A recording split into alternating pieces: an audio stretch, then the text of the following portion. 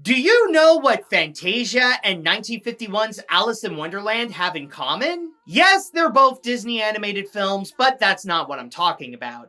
When they were initially released, they both came out as total failures. Despite getting some critical praise, Fantasia was a box office bomb for numerous of reasons. The amount of theaters showing the movie was very limited due to it being a roadside attraction. Its unique Fantasound system was too expensive to put up in each of those theaters. It had a massive budget, and World War II was blocking off some extra markets. And if you thought that was bad, Alice in Wonderland had it so much worse. On top of being a box office bomb, both critics and audiences hated the film and called it heartless. Especially Lewis Carroll fans, whom some went as far as called it the worst adaptation of the books. But that's not what I'm talking about either. What those two films have in common was how they got their redemption, to which it happened at the same time during the late 1960s and the early 1970s. At the time, the hippie movement was at its prime.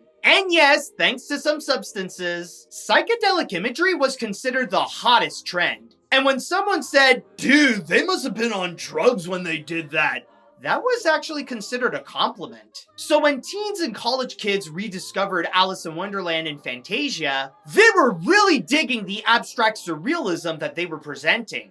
And thanks to some clever marketing on their re-releases where Disney took notice of the trend, the popularity of both of these films became as high as their newfound audience. And thanks to that moment, now both of these films are considered classics. Where Fantasia is often called one of Disney's greatest cinematic achievements, and the 1951 film is now the most celebrated and iconic adaptation of Alice in Wonderland. It really goes to show that one generation's trash can become another's treasure.